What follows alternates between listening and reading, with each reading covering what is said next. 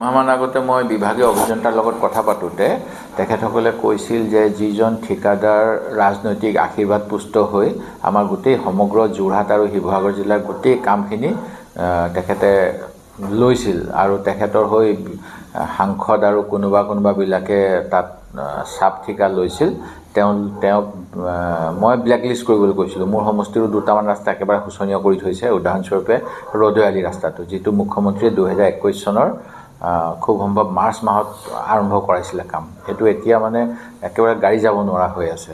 সেই গতিকে সেই মানুহজনৰ পৰা কাম কেইটামান নাইকিয়া কৰিবলৈ কোৱা হৈছিল। এই ধুদৰালি, তাৰপিছত অসমমালাত যিটো আমাৰ শিৱসাগৰৰ পৰা শিমলুগুৰি হৈ সোণাৰীলৈ যায় সেই ৰাস্তাটো, এতিয়া তেওঁলোকে কিবা বুজা পৰা কৰি তেওঁৰ পৰা চাৰেণ্ডাৰ কৰি লোকেল কণ্ট্ৰেক্টৰ এজনে এই শিৱসাগৰ সোণাৰী ৰাস্তাটো লৈছে বুলি শুনিছোঁ।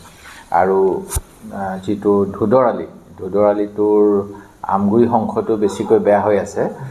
সেই অংশটোৰ কাৰণে নতুনকৈ টেণ্ডাৰ কৰিম বুলি কৈছিল অসম চৰকাৰে, আৰু এইখিনি সময়ত মেইনটেইন কৰিবলৈ বিভাগীয় পুঁজি দিব বুলি কৈছিল।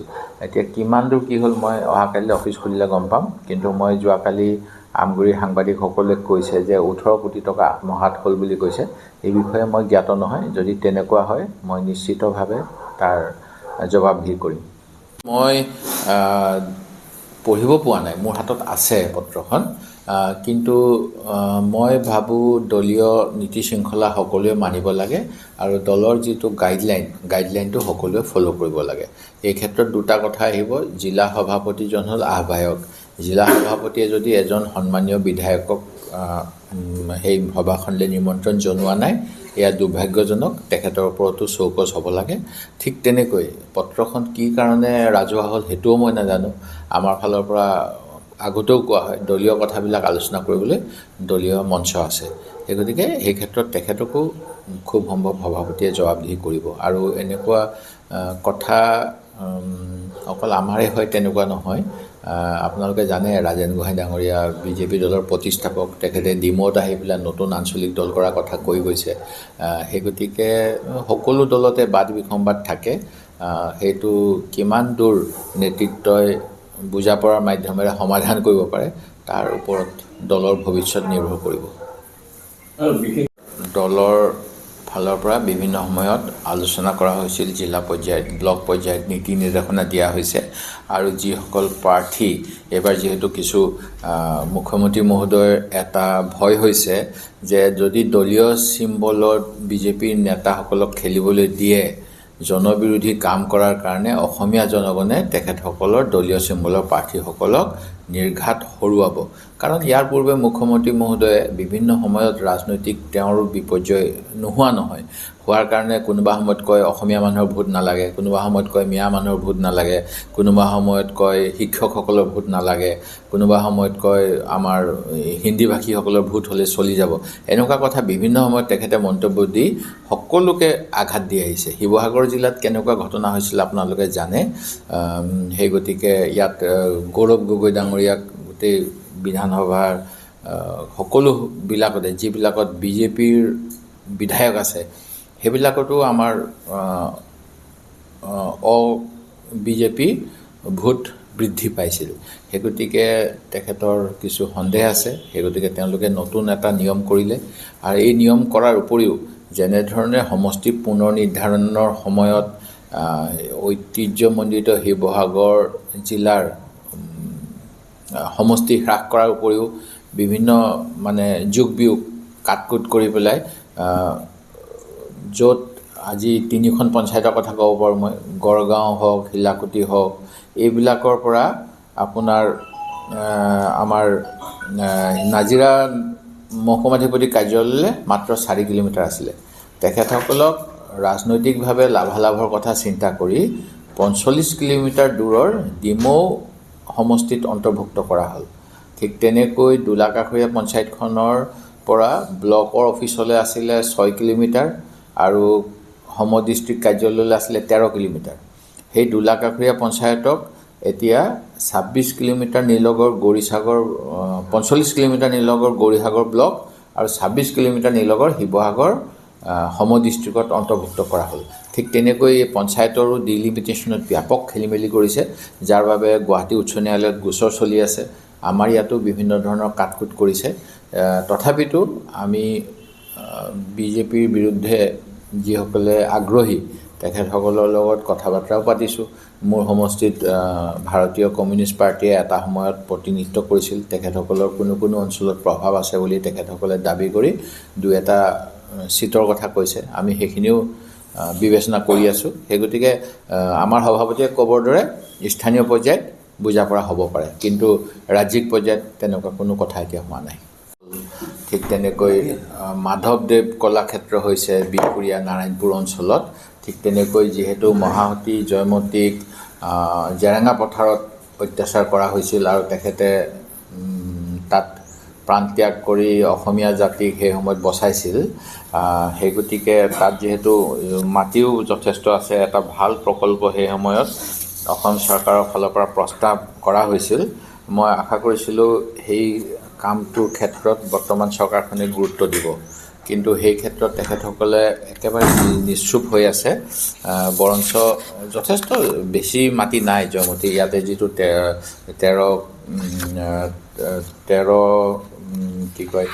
13 বিঘামান মাটিত অসম চৰকাৰে 3 কোটিমান টকা দিয়া হ'ব বুলি ঘোষণা কৰিছিল। সেই অনুসৰি কাম কৰিবলৈ গৈ আছে।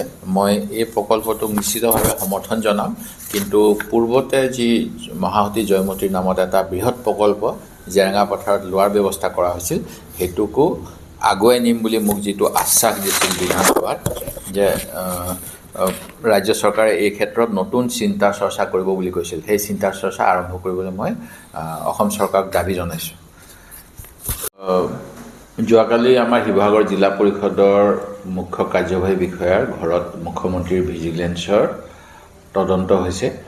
যদি তেখেতে কোনো দোষ কৰিছে তাৰ বাবে শাস্তি পোৱাটো মই বিচাৰোঁ, আৰু নিৰপেক্ষ তদন্ত হ'ব লাগে। কাকো যাতে ৰাজনীতিৰ আশ্ৰয় লৈ কোনো দোষী হাৰি যাব নোৱাৰে, মোৰ সেইটোৱে দাবী। মই যোৱা 5 আগষ্ট 2024 তাৰিখে মুখ্যমন্ত্ৰীৰ তদাৰকী আৰু দুৰ্নীতি নিবাৰণ শাখা অসমক আৰু লগতে মুখ্যমন্ত্ৰীক 26 মে' তাৰিখে চৰাইদেউ শিৱসাগৰ জিলাৰ সীমান্ত অঞ্চলত অৱস্থিত চুকাফা গাঁও পঞ্চায়তৰ 10 নম্বৰ ৱাৰ্ডৰ দুটাকৈ ৰাস্তা নিৰ্মাণত দুৰ্নীতি হোৱাৰ বিষয়ে অৱগত কৰিছিলোঁ। আৰু মই নিজেও তালৈ গৈছিলোঁ, দেখিছিলোঁ যে কামসমূহ হোৱা নাই। মই ইয়াৰ আমাৰ ব্লক ডেভেলপমেণ্ট অফিচাৰৰ ভিডিঅ' যোগেদিও তদন্ত কৰাইছিলোঁ। তেওঁলোকেও কৈছিলে পইচা জমা আছে, চেয়াৰমেনে ইচ্ছা কৰিলে কামখিনি সম্পূৰ্ণ কৰিব পাৰে। আৰু এই বিষয়ত শিৱসাগৰ জিলাৰ উপায়ুক্তকো কৈছিলোঁ, তেওঁলোকে কোনো কাম কৰা নাছিল। ৰাজনৈতিকভাৱে সেই পঞ্চায়তখনৰ 10টা ৱাৰ্ড, তাৰ সভাপতি, তাৰ আঞ্চলিক সদস্য সকলোৱে বিজেপি দলৰ সদস্য হোৱাৰ বাবে তেখেতসকলক দুৰ্নীতি কৰিবলৈ লাইচেঞ্চ দিয়া হৈছে নেকি, এইটো মোৰ প্ৰশ্ন। আৰু মই বিচাৰিম যে যদি কিবা দুৰ্নীতি হৈছে, গাঁও অঞ্চলৰ বাট পথবিলাক একেবাৰে বেয়া হৈ গৈছে, পুঁজি আত্মসাৎ কৰাৰ যিটো প্ৰৱণতা আছিল যোৱা সময়ছোৱাত বিজেপি দলৰ বিভিন্ন পঞ্চায়তত, আমাৰ নাজিৰা পঞ্চায়তৰো এগৰাকীয়ে ভিডিঅ'ত ওলাইছিলে যে তেওঁ টকা পইচা সংগ্ৰহ কৰিব, কমিশ্যন ল'ব, তাৰপিছত তেওঁ বিজেপি দলে ফুলাম গামোচা দি আঁকোৱালি লৈছিল। এইবিলাক যাতে নহয়, যদি কোনোবাই দোষ কৰে তেওঁলোকে শাস্তি পোৱা উচিত। অনুৰূপ ধৰণে মেকিপুৰ পঞ্চায়তৰ এগৰাকী পঞ্চায়তৰ সভানেত্ৰীও নাজিৰা নগৰত আৰক্ষীয়ে তেওঁক ধনৰ টোপোলা লৈ থকা অৱস্থাত আৰু ঠিকাদাৰে ভেণ্ডৰে কমপ্লেইন দিয়াৰ পিছতো কোনো ধৰণৰ তেওঁলোকৰ ওপৰত তদন্ত কৰা নাছিল। সেই গতিকে এই গোটেইবিলাক মই তদন্ত হোৱাটো বিচাৰোঁ। মোৰ পত্ৰখন আপোনালোকক দি দিম, যিখন মই মুখ্যমন্ত্ৰীৰ জ্ঞাতাৰ্থে প্ৰেৰণ কৰিছিলোঁ দুৰ্নীতি নিবাৰণ কৰক বুলি। তেখেতসকলে সততে 500 টকা 1000 টকা লোৱা কৰ্মচাৰীবিলাকক হাত দঙাই থাকে, তো লাখ টকাৰ দুৰ্নীতি কৰিলে কিয় তদন্ত নকৰে, মোৰ এইটো নতুন বছৰত মুখ্যমন্ত্ৰীৰ প্ৰতি প্ৰশ্ন। দ্বিতীয়তে, যোৱাকালি আমাৰ এজন বিধায়িনী দলৰ সদস্যক আমি তেওঁ দল বিৰোধী কাম কৰাৰ কাৰণে দলৰ পৰা বহিষ্কাৰ কৰিব লাগে বুলি এটা গোচৰ দিছিলোঁ 2022 চনত।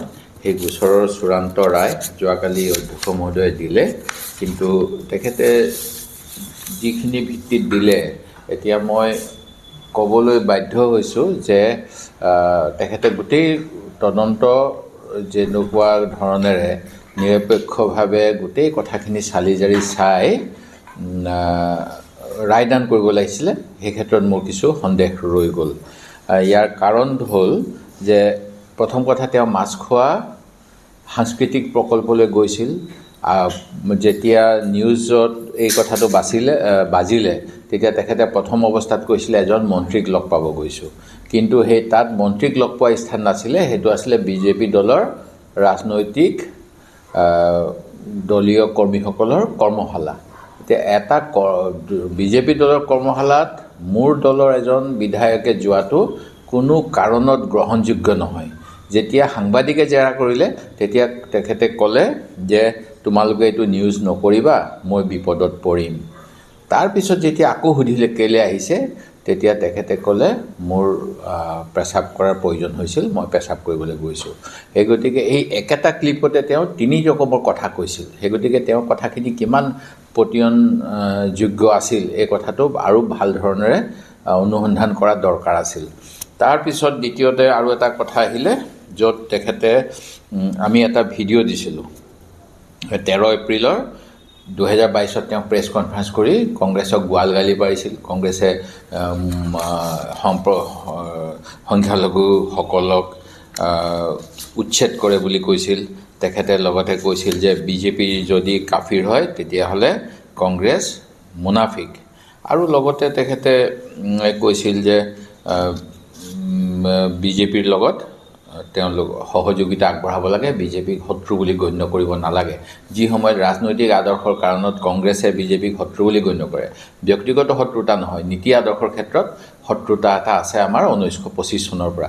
সেই সময়ত এজন কংগ্ৰেছৰ টিকেটত নিৰ্বাচিত বিধায়কে, যিজনে প্ৰথমবাৰ UDFৰ হৈ জয়লাভ কৰিছিল, দ্বিতীয়বাৰ কংগ্ৰেছী হৈ জয়লাভ কৰিলে, তৃতীয়বাৰো তেখেতে এনেকৈ আমাৰ কংগ্ৰেছ দলৰ চিট লোৱাৰ পিছত তেখেতে এনেকুৱা ধৰণৰ কথা কোৱাটো সম্পূৰ্ণ দল বিৰোধী কথা। আৰু তেখেতে কৈছিল যে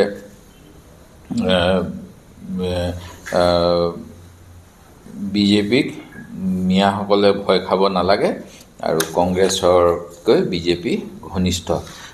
এই কথাবিলাকৰ আমি চাৰ্টিফাইড কপি দিছিলোঁ, ইউটিউবৰ লিংকটো দিয়াৰ লগতে এইখিনিৰ গোটেই কথাখিনি প্ৰেছ কনফাৰেঞ্চৰ চাৰ্টিফিকেট টাইম 8 নিউজ চেনেলৰ পৰা আমি আনি দিছিলোঁ। তাৰপিছত কিন্তু মাননীয় অধ্যক্ষ মহোদয়ে কৈছে electronic record not made available, যিটো মই ভাবোঁ সত্যৰ ওপৰত প্ৰতিষ্ঠিত নহয়। ঠিক তেনেকৈ তেখেতে যোৱা 12/3/2022 তাৰিখে স্পীকাৰ মহোদয়ক এখন চিঠি লিখিছিল যে তেখেতৰ যিটো আমি বিধানসভাত আমি গ্ৰুপ হিচাপে বহোঁ, কংগ্ৰেছৰ সদস্যখিনি একেলগে বহোঁ আৰু বিজেপিৰ সদস্যখিনি এফালে বহে, UDFৰ সদস্যখিনি এফালে বহে। 12/3/2022 তাৰিখে তেখেতে নিজে লিখিছিল এখন চিঠি যে মোক কংগ্ৰেছ দলৰ পৰা মোক ছাছপেণ্ড কৰিছে আৰু মোক সেই গতিকে কংগ্ৰেছ পাৰ্টিৰ পৰা আঁতৰাই মোৰ চিটটো UDFৰ লগত দিব লাগে, এইখন চিঠি। এই চিঠিখন পৰৱৰ্তী সময়ত তেখেতসকলে কৈছে যে এই চিঠিখন পোৱা নাই। আচ্ছা, মই মানি লৈছোঁ চিঠিখন পোৱা নাই। তেতিয়াহ'লে মই যেতিয়া তেওঁক মোৰ এই অঞ্চলটোৰ পৰা আঁতৰাই দিব লাগে বুলি কোৱা নাই মোৰ দলৰ সদস্যসকলৰ মাজৰ পৰা, কি কাৰণত অধ্যক্ষ মহোদয়ে তেখেতক UDFৰ লগত বহিবলৈ দিছিল? UDFৰ হৈ বহিবলৈ অধ্যক্ষ মহোদয়ে কোনে পৰামৰ্শ দিছিল তেওঁ চিটটো দিবলৈ, যদি তেওঁ নিজে এইটো বিচৰা নাছিল? সেইটো এটা মোৰ অন্যতম প্ৰশ্ন। সেই গতিকে মই ভাবোঁ যে ইয়াত আমাৰ আৰু আপিল কৰাৰ থল আছে। সেই গতিকে আমি ন্যায়ালয়ৰ কাষ চাপিব লাগিব এই জাজমেণ্টটোৰ বিৰুদ্ধে। আৰু ঠিক তেনেকৈ তেওঁ ভলণ্টাৰীলি যে তেওঁ আমাৰ দলৰ সদস্যপদ ত্যাগ কৰিছে, এই কথাটো কাগজে কলমে নহ'লেও কামৰ মাজেদি তেখেতে প্ৰমাণ কৰিছে। সেই গতিকে সকলো ক্ষেত্ৰতে যে বগা কাগজত ক'লা চিঞাহীৰে লিখি পেলাই যদি কোনোবাই কয় যে মই ত্যাগ কৰিলোঁ, সেইটোতে যে ধাৰণা কৰিব লাগিব সত্য বুলি প্ৰতিষ্ঠা হ'ব এনেকুৱা নহয়। তেওঁ যিখিনি কাম কৰে সেই কামখিনিৰ পৰাও আমি তেওঁ দলৰ বিৰোধী কাম কৰিছে বুলি সত্যতা নিৰূপণ কৰিব পাৰোঁ। সেই গতিকে এই গোটেইখিনি কথাৰ ভিত্তিত মই ক'ব বিচাৰোঁ যে আমি আপিলৰ ব্যৱস্থা কৰিম ন্যায়িকভাৱে। এই দুটাই বিশেষভাৱে ক'বলগীয়া। তৃতীয়তে মই দেখা পাইছোঁ আজি মোৰ সমষ্টিতে জয়মতী ক্ষেত্ৰৰ আজি বুলি এটা নতুন ব্যৱস্থা কৰিছিল, য'ত শিক্ষানুষ্ঠান হওক বা চিকিৎসালয়ৰ মূল্যায়ন কৰাৰ ব্যৱস্থা কৰিছিল। আৰু মূল্যায়ন কৰাতেই সীমাবদ্ধ নাথাকি যদি তেখেতসকলে তাৰ যিসমূহ আহুৱা, সেই আহুৱাখিনি দূৰ কৰাৰ ব্যৱস্থা ল'লে হয়, তেতিয়াহ'লে মই আঁচনিখন সফল বুলি ক'লোঁ হয়। এতিয়া মই সম্পূৰ্ণ নম্বৰ দিবই নোৱাৰোঁ আঁচনিখনক, কাৰণ গুণোৎসৱৰ যিখিনি আউটকাম, সেই আউটকামৰ পিছত আমি দেখা পাইছোঁ যোৱা সময়ছোৱাত চৰকাৰে পুঁজি যোগান ধৰা নাই। তাৰ ফলত এটা শ্ৰেণী কোঠাত 4টাৰ পৰা 5টা শ্ৰেণীলৈকে ছাত্ৰ ছাত্ৰীয়ে অসমীয়া মাধ্যমৰ বিদ্যালয়ত পাঠ গ্ৰহণ কৰে। ইয়াৰ অৰ্থই মই এইটোৱে ক'ম যে ক্লাছ 2ৰ এজন ছাত্ৰই এখন কাণেদি যদি ক্লাছ 2ৰ কথা শুনে, এখনেদি ক্লাছ 3ৰ শুনে। ক্লাছ 1ৰ জনে তেওঁৰ নিজৰ কথাখিনি এখন কাণেদি শুনিব লাগিব আৰু এখন কাণেদি ক্লাছ 2ৰ শুনিব লাগিব। এনেকুৱা হ'লে মানে শিক্ষাৰ মানদণ্ড, অসমীয়া মাধ্যমৰ অসমীয়া ভাষাৰ উন্নতি কেনেদৰে হ'ব? চৰকাৰে ডাঙৰ 7 কোটি টকীয়া বিল্ডিং দিব বিচাৰিছে, মোৰ সমষ্টিত 2খন আহিব, মই ভাল পাইছোঁ। কিন্তু যদি কম খৰচত অসম টাইপৰ বিল্ডিং বনাই, যদি তাতকৈ কম পুঁজিৰে সকলো বিদ্যালয়কে শ্ৰেণীকোঠা পৃথক শ্ৰেণী অনুসৰি দিয়াৰ ব্যৱস্থা কৰিলে হয়, তেতিয়া শিক্ষা ব্যৱস্থাৰ মান উন্নত হ'ল হয়। ঠিক তেনেকৈ এতিয়া মই দেখা পাইছোঁ যে কলেজ শিক্ষকসকলৰো আজি 2012 চনৰ পৰা তেখেতসকলক যেনেধৰণৰ পদোন্নতি দিব লাগে সেইখিনি দিয়া নহ'ল। সেই সময়ত শিক্ষামন্ত্ৰী কোন আছিল আপোনালোকে জানেই। পদোন্নতি নিদিয়াৰ ফলত তেখেতসকলৰ সন্মানো লাঘৱ হৈছে আৰু আৰ্থিকভাৱেও একোজন শিক্ষকৰ বোধ কৰোঁ 30-40 লাখ টকাকৈ পাবলগীয়া পইচা, যিটো তেওঁলোকৰ সেৱাবিধিত আছিলে, সেইখিনিৰ পৰা বঞ্চিত হৈছে। কোনোবা এজনে কৈছিল যে কৃষক, সামৰিক বাহিনী আৰু শিক্ষকসকলক আমি মৰ্যাদা দিব লাগে, তেওঁলোকক যথোচিত সন্মান দিব লাগে, তেতিয়া দেশখন প্ৰগতি হয়। কৃষকৰ অৱস্থাটো জানেই কেনেকুৱা হৈ আছে এতিয়া, কিমান ভুৱা কৃষকৰ অৱস্থা আৰু এতিয়া ঘূৰাই দিব লগা হ'ব। ঠিক তেনেকৈ সামৰিক বাহিনীক 1 ৰেংক 1 পেঞ্চন দিয়া নাই, তাতো অসন্তুষ্টি চলি আছে। পেঞ্চনৰ ব্যৱস্থা হোৱা নাই, নিউ পেঞ্চন পলিচি অহাৰ পিছত। এতিয়া শিক্ষকসকলৰ ক্ষেত্ৰত যদি তেওঁলোকে আমাৰ ভৱিষ্যত প্ৰজন্মক যিহেতু পাঠদান কৰি ভাল নাগৰিক বনায়, মই ভাবোঁ অসম চৰকাৰে ইমানকৈ লোন লৈ থাকে, শিক্ষকসকলৰ বেকলগখিনি পূৰাবলৈ মোৰ অনুৰোধ, মুখ্যমন্ত্ৰীয়ে অকল শিক্ষকৰ কাৰণে 1000 কোটি টকা হ'লেও লোন লৈ লওক, কাৰণ তেওঁ আমাৰ ওপৰত ইতিমধ্যে 1.5 লাখ কোটিতকৈ অধিক ঋণৰ বোজা জাপি দিছে। আমি 1 লাখ বহন কৰিব পাৰিম 1.5 লাখ কৰিব পাৰিলে, কিন্তু শিক্ষকসকলক ভাল ধৰণেৰে তেওঁলোকে যাতে শিক্ষাৰ কামত ব্ৰতী হয় তাৰ বাবে সুবিধা দিয়ক, এইটোৱে মোৰ চৰকাৰৰ ওচৰত নতুন বছৰত অনুৰোধ। আজিৰ পৰা প্ৰায় 5-10 বছৰ বিজেপি চৰকাৰ অহাৰ পূৰ্বেই কংগ্ৰেছ চৰকাৰ সময়তে নাজিৰাৰ বাবে এটা বাছ ষ্টেচন বৰতল তিনিআলিত আৰু এটা আমাৰ নাজিৰাৰ পুৰণা ASTC চৌহদত নিৰ্মাণ কৰি উলিওৱা হৈছিল। এই দুয়োটাই কিন্তু যিহেতু আপোনালোকে জানে চৰকাৰৰ পুঁজিৰ সুব্যৱস্থা লাহে লাহে ঘাটি আহিলে, কামখিনি সম্পূৰ্ণ হোৱাৰ ঠিক প্ৰাক মুহূৰ্ততে বিজেপি চৰকাৰ অসমত হৈছিল। এই চৰকাৰখন অহাৰ পিছত ঠিকাদাৰজনক সম্পূৰ্ণ পুঁজি মোকলাই নিদিলে, আৰু তাৰ ফলত এতিয়া ৰাইজে যেনেধৰণৰ সেৱা পাব লাগে এই দুটা ৰাজ্যিক বাছ আস্থানৰ পৰা, সেইখিনি পোৱাৰ পৰা বঞ্চিত হৈ আছে। আৰু ইয়াত এটা সময়ত বহুত কেইখন ৰঙা বাছ চলিছিল, এতিয়া তেওঁলোকে যিটো উবেৰৰ নিচিনা ব্যৱস্থা কৰিলে, তাৰ ফলত কিছুমান ব্যক্তিগত বাছ চলে, কিন্তু যিটো সুলভ মূল্যত চৰকাৰী বাছ আছিল, ৰঙা বাছ, গড়ৰ চিম্বল সেইখিনি একেবাৰে নাজিৰাৰ পৰা হ্ৰাস পাই গ'ল।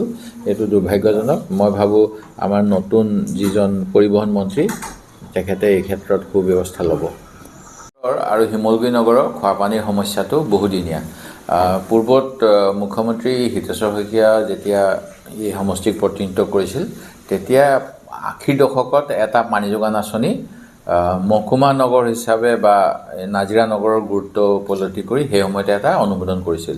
পৰৱৰ্তী সময়ত যেতিয়া ৰাজনৈতিক পাকচক্ৰত অসম গণ পৰিষদৰ সেই সময়ৰ অধ্যক্ষ গণেশ কুটুম ডাঙৰীয়াই এই আঁচনিটো তেখেতে প্ৰতিনিধিত্ব কৰা গহপুৰ অঞ্চললৈ লৈ গৈছিল। তাৰ প্ৰমাণ আপোনালোকে নাজিৰা নগৰ সমিতিৰ অফিচৰ পিছফালে যদি যায় তেতিয়া দেখিব বহুত তাতে সামগ্ৰী পেলাই থোৱা আছে, যিসমূহ এটা সময়ত নাজিৰা নগৰ পানী যোগানৰ কাৰণে আহিছিল।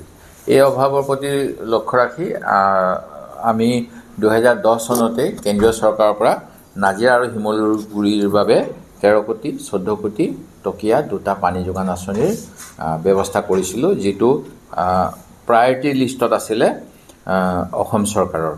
কিন্তু বিভিন্ন কাৰণবশত সেই আঁচনি সেই সময়ত সম্পূৰ্ণ নহ'ল, চৰকাৰী গাফিলতি আছে তাত, তেওঁলোকে সময়মতে কাগজপত্ৰ নিদিলে। এতিয়া পুনৰ মই অসম যি আৰু মানে নগৰীয়া পানী যোগান আৰু পয় প্ৰণালী বিভাগ, এই বিভাগৰ লগত যোগাযোগ কৰি মন্ত্ৰী মহোদয়ৰ পৰাও অনুমোদন লৈ নাজিৰা নগৰৰ বাবে নতুন এটা পানী যোগান আঁচনিৰ বাবে প্ৰচেষ্টা আৰম্ভ কৰিলোঁ। আৰু প্ৰথম অৱস্থাতেই DPR-খন বনাবলৈ এটুকুৰা মাটি লাগে, 1.5 বিঘা, অতি কমেও 1.5 পৰা 2 বিঘা। এই মাটিখিনিৰ কাৰণে উপায়ুক্ত মহোদয়ৰ যোগেদি যোৱা আগষ্ট মাহৰ পৰা আমি নাজিৰা মিউনিচিপালিটি কৰ্প'ৰেশ্যনক হেঁচা দি আছোঁ। তেওঁলোকৰ হাতত বহুত মাটি আছে, তেওঁলোকে সেইবিলাক বিল্ডিং বনাই পেলাই কাৰোবাক দিব বুলি ভাবি বোধ কৰোঁ ৰখাই থৈছে। কিন্তু পানী যোগানটো আটাইতকৈ মহামূল্যৱান, পানীৰ ব্যৱস্থা, খোৱা পানীৰ ব্যৱস্থা কৰিবলৈ তেখেতসকলে মাটিৰ সুবিধা কৰি দিয়া নাই, যাৰ ফলত এইবাৰো কিজানি আমি বঞ্চিত হ'ব লাগিব। এইটো দুৰ্ভাগ্যজনক যে যি সময়ত প্ৰধানমন্ত্ৰী ডাঙৰীয়াই হৰ নল কিবা হৰ জল হৰ নল নে কিবা এটা কৈ থাকে, দ্বিতীয়তে স্বচ্ছতাৰ কথা কয় যে গান্ধীজী স্বচ্ছতা হি সেৱা বুলি কয়, মহাত্মা গান্ধী চশমাখন লৈ 2014 চনত মোৰ মনত পৰে, সেই সময়ত মই শিমলুগুৰি নগৰ সমিতিত সেই স্বচ্ছতা কি সেৱাৰ প্ৰথম দিনাখন আৰম্ভণি কৰাইছিলোঁ। কিন্তু আজি ইমান বছৰ হৈ গ'ল, 2014 চনৰ পৰা আজি 10 বছৰতকৈ অধিক কাল বিজেপিৰ কেন্দ্ৰীয় চৰকাৰত শাসন, অসমতো প্ৰায় 10 বছৰ হ'বৰ হ'ল। নাজিৰা আৰু শিমলুগুৰি নগৰৰ বাবে মানে জাবৰবিলাক পেলনীয়া পৰা মূল্যৱান ৱেষ্ট টু মানে ভেলু বা এইখিনি সামগ্ৰী যাতে পৰিষ্কাৰ পৰিচ্ছন্নভাৱে ডিছপ'জ কৰিব পাৰি, ইয়াক যাতে ভাল ধৰণেৰে ব্যৱহাৰ কৰিব পৰা সামগ্ৰী বনাব পাৰি, বা যিটো জাবৰৰ দম নগৰ সোমাওঁতেই নাজিৰাত পোৱা যায়, এইখিনিৰ কোনো সুব্যৱস্থা পুঁজি প্ৰতি বছৰে বছৰে ধৰি থোৱাৰ পিছতো নকৰিলে এইটো দুৰ্ভাগ্যজনক। তেখেতসকলে প্ৰধানমন্ত্ৰীৰ কথাখিনি কিমান গুৰুত্ব সহকাৰে লয় নে অন্য কিবা কমিশ্যনৰ আশাত অন্য কাম কৰিবলৈ যায়, মোৰ সেইটো প্ৰশ্ন। আৰু আমাৰ বিজেপিৰ ৰাজ্যিক জিলা সভাপতিজনৰ ঘৰৰ কাষতে যিটো জাবৰৰ দম, তেখেতে বিজেপি চৰকাৰৰ প্ৰথম শ্লোগানটোৰ প্ৰতিও তেখেতে সন্মান জনাওক বুলি মোৰ অনুৰোধ, যে স্বচ্ছতা হি সেৱা বুলি কোৱাৰ পিছত বিজেপি জিলা সভাপতিজনৰ ঘৰৰ কাষত যি জাবৰৰ দুৰ্গন্ধ, তাৰ ফলত মানে গোটেই পৰিৱেশ প্ৰদূষিত হৈ আছে।